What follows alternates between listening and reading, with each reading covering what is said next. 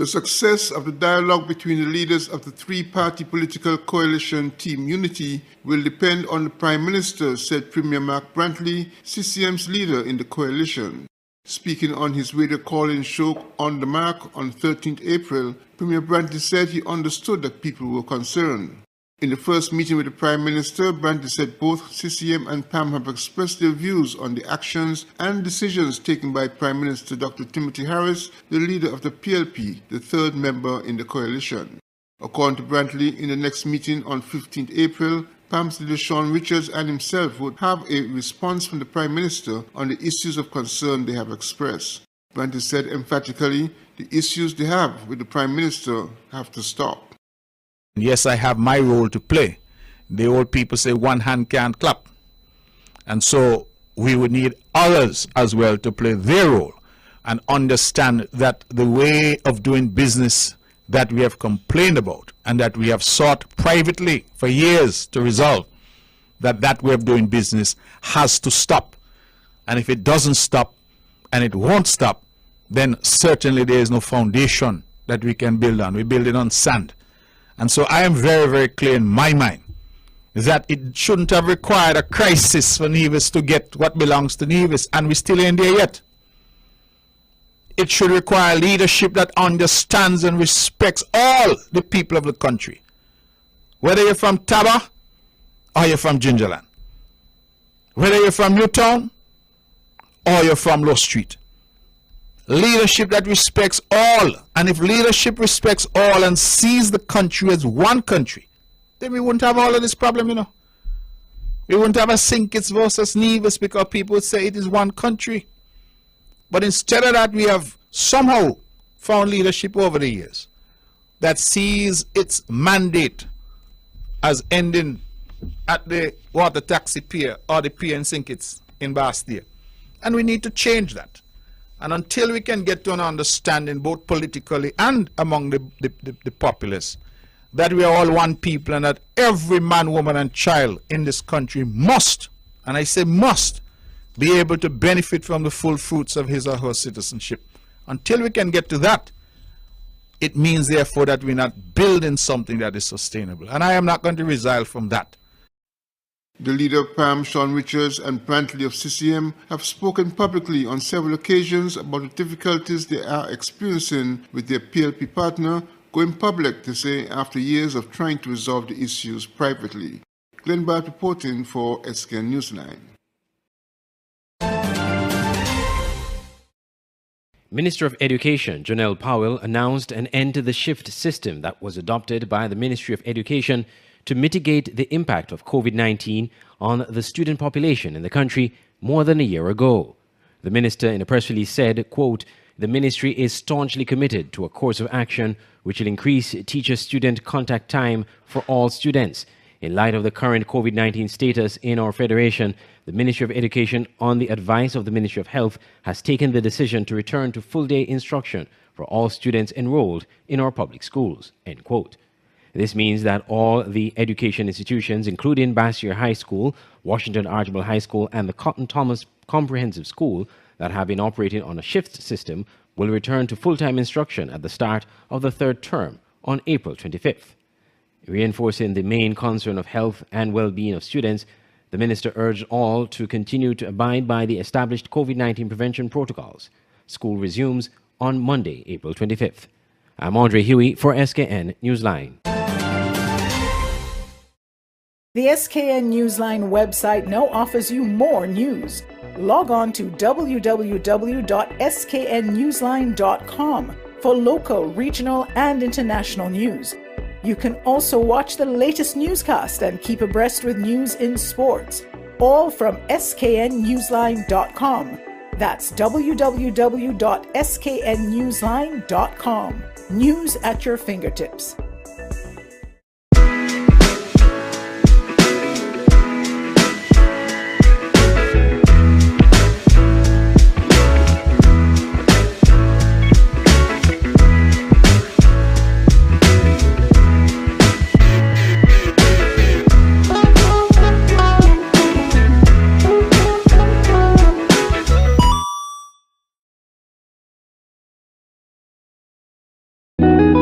Nestled between evergreen mountains and the Caribbean Sea on the island of St. Kitts is the Mill House Guest House and Convention Center. With breathtaking views, a rugged, beautiful shoreline, and immaculate manicured gardens make this the perfect location for your holiday, event, or wedding. With a large convention center, apartments with balconies providing stunning views, and a secluded cottage for larger family groups or honeymooning couples looking for some privacy. We have something for everyone. Book your stay at www.millhouseskn.com or visit our Facebook page, the Mill House Guest House and Convention Center, an oasis of tranquility.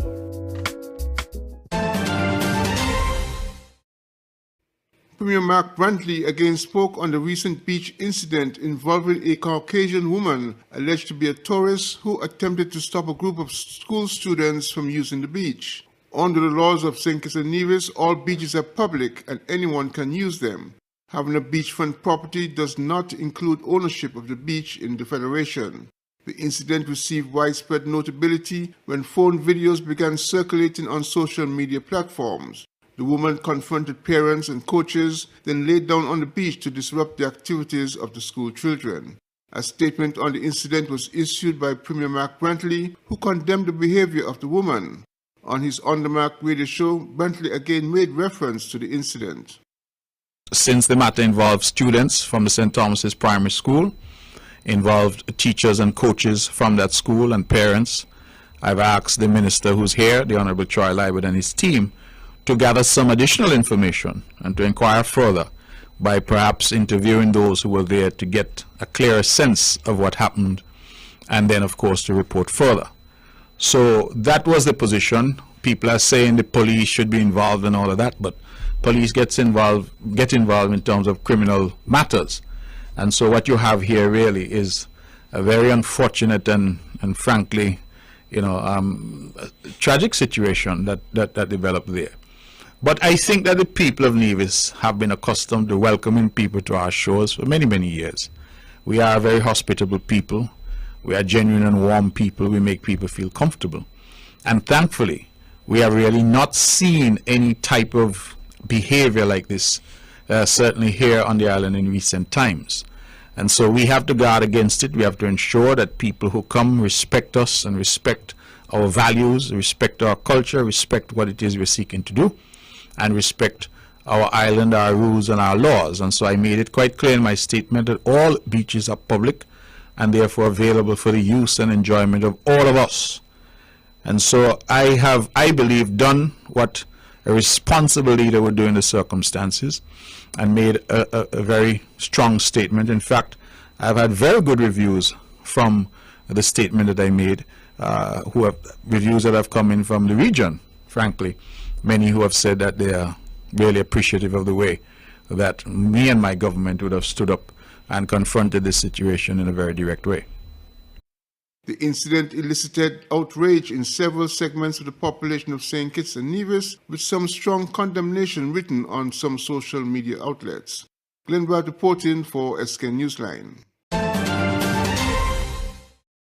A new school specializing in kindergarten is expected to be on stream sometime soon.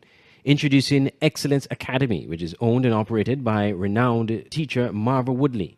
Speaking to SK Newsline, Ms. Woodley outlined why she started Excellence Academy. Working teaching in other institutions, other schools, from preschool to first grade, I've realized that there's really a need for early childhood education. Now, when I said early childhood education, I mean the fundamentals, leaving preschool and transitioning to kindergarten, especially in their reading and reading comprehension, their phonetic skills, social skills. I've seen a need for it, and I thought that, wow, I can make a difference here. Ms. Woodley explained how persons can begin registering their children in the school. You can call me. My number is 763-1713. At Excellence Academy, no child is left behind. I know sometimes parents are struggling, and you might be concerned that, oh, my child is having some issues, whether it's his phonics, whether he's reading. But I can guarantee you at Excellence Academy, we are trained in these areas, and we will make sure that you're satisfied with your child's ability to get through these difficulties. She listed her years of experience in the education sector. I owned and operated a preschool for over 8 years. The name of the preschool, I'm sure some of you have heard about it, was Marwin's Preschool. And there were lots of kids that turned out and enrolled in different primary schools and excelled and are still excelling in those schools coming through Marwin's Preschool. I also teach in different other primary school, private schools. I taught grade 1, I taught kindergarten, so I'm quite equipped and experienced in working with children at this age. Andre Huey, SKN Newsline.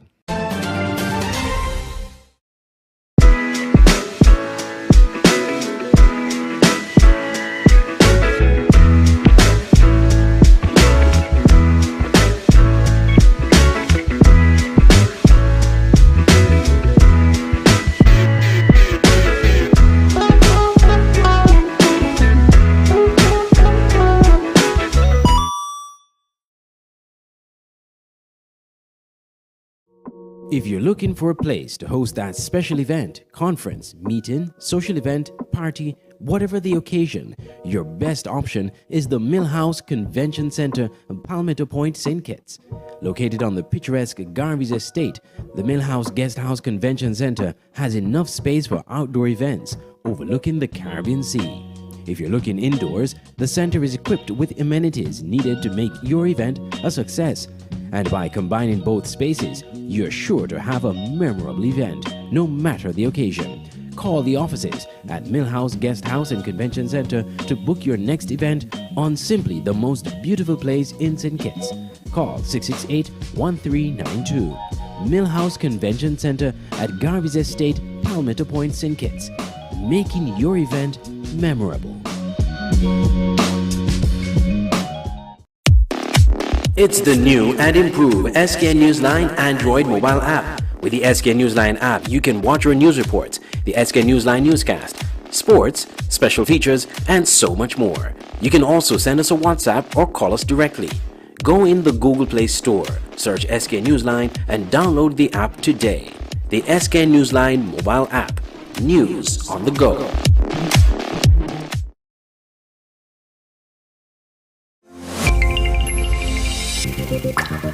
An open interactive event can be described as tremendous, effective, on par with any conference around the world. From exhibitions to trade shows, corporate events to product launches, from press events to political functions. We are the secret sauce behind events that make you go, wow. We've staged multiple world-class events in the Caribbean and develop the skill to deliver quality in every detail, whether the event is live or fully virtual, or maybe even somewhere in between. At Open Interactive, we got your events covered. Get your free quotation today at www.madebyopen.com.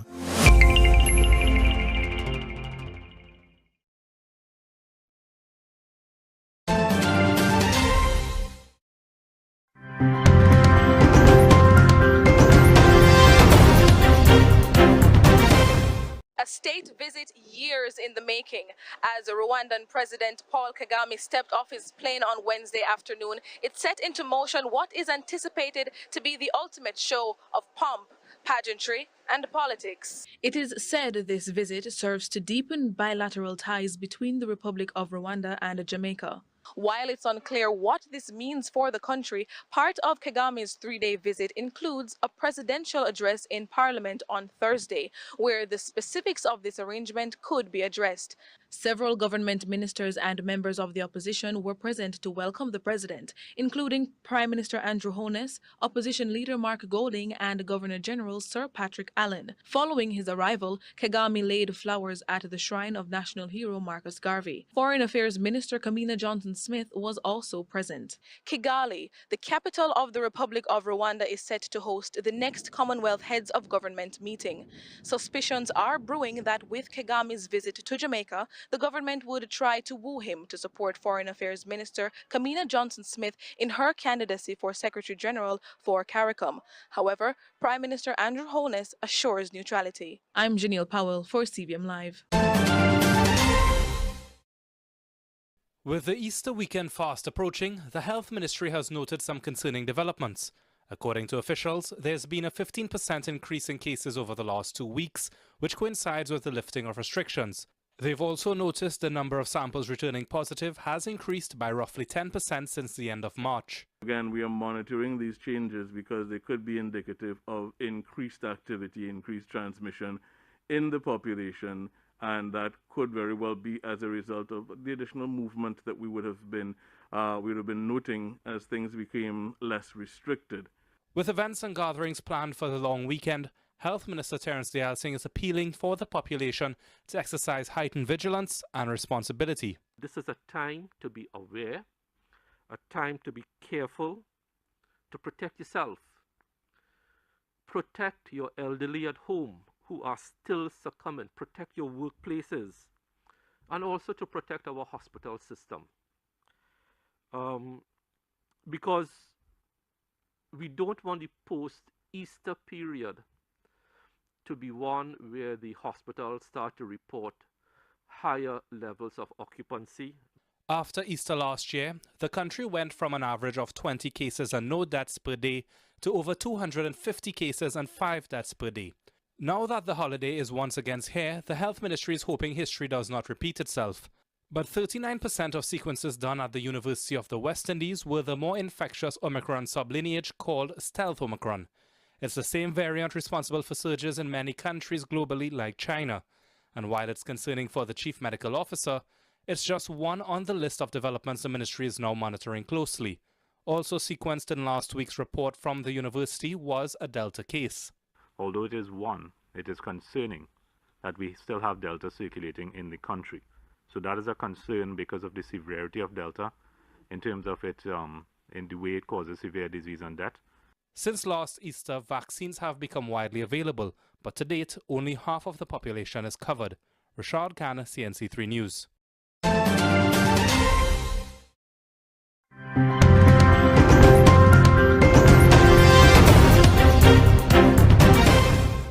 Once again in the U.S., a white police officer fatally shoots another unarmed black man. This is very regrettable. Very sad day in our community, and we have heard several expressions of a range of emotions, and we will get through this. Grand Rapids Police has released the controversial video of the confrontation on Wednesday. A police dashboard camera captured an unarmed officer pulling over Patrick Lioya, a 26-year-old immigrant from the Democratic Republic of the Congo. Hey, stay in the car! Stay in the car! Lioya seems to ignore that order. The officer's body camera picks up the struggle. The plate doesn't belong in this car. As the officer tries to arrest him, he runs. Then a scuffle. The officer climbs on Lioya's back, struggling to handcuff him. Stop resisting! Let go of the taser! Then the officer's camera is turned off, either deliberately or because the off button was pressed during the struggle. A home security camera and Lioya's passenger videotape the rest. The taser goes off twice, missing Lioya and hitting the ground. Then the shot. It's unclear why at that point the officer fired. Civil rights attorney Ben Crump says the video shows It was an unnecessary, excessive, and fatal use of force against an unarmed black man who was confused and terrified for his life. Local police have turned over the investigation to Michigan State Police. The Grand Rapids police chief has left open the possibility that the struggle over the taser had the officer in fear for his life. They were struggling over the taser from my view of the video. So this is not a conclusion because I don't know what other information is out there, but it looks like that they were struggling over the taser for about 90 seconds.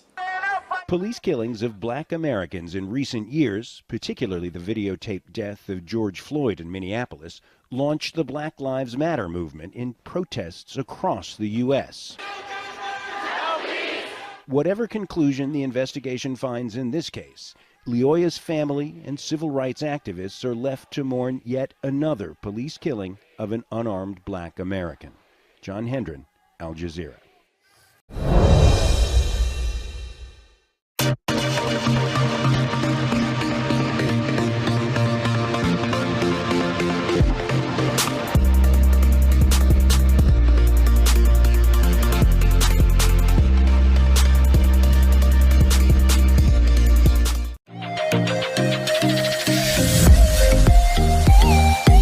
The first ever St. Kitts and Nevis Football Association SKNFA football security training was held recently over a 4-day period.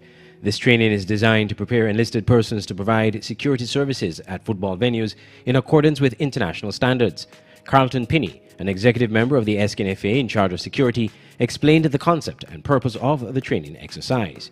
Today we made history, the first ever workshop for security. And in trying to raising the standard is why this course came about. General Secretary of the SKNFA, Tishel McLean, stressed that this training exercise is historic and is part of raising the standard of football security in St. Kitts and Nevis. We're trying to set the standard when it comes to safety, because safety is very important. You hold the lives of persons in your hand. You basically are the mediators when it comes to incidents or issues between personnel. You keep order when it comes to any environment. Hear what some participants of the workshop had to say at the closing ceremony recently.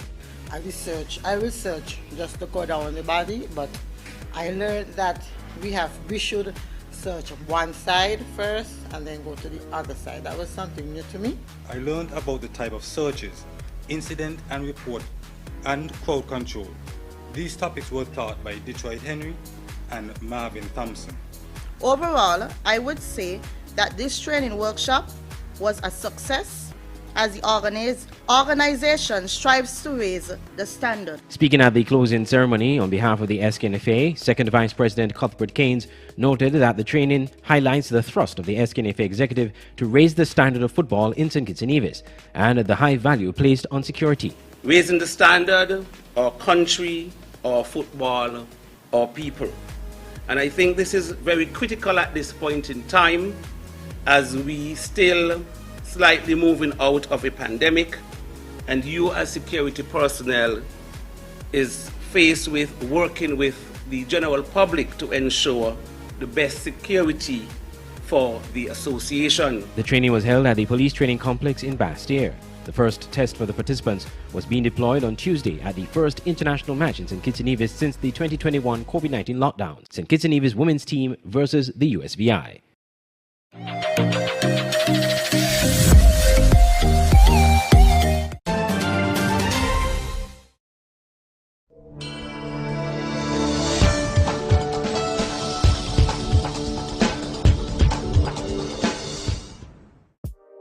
Welcome to the SKN Newsline Weather Report. I am Janil Boone. Here is a look at the 4-day forecast for St. Kitts and Nevis.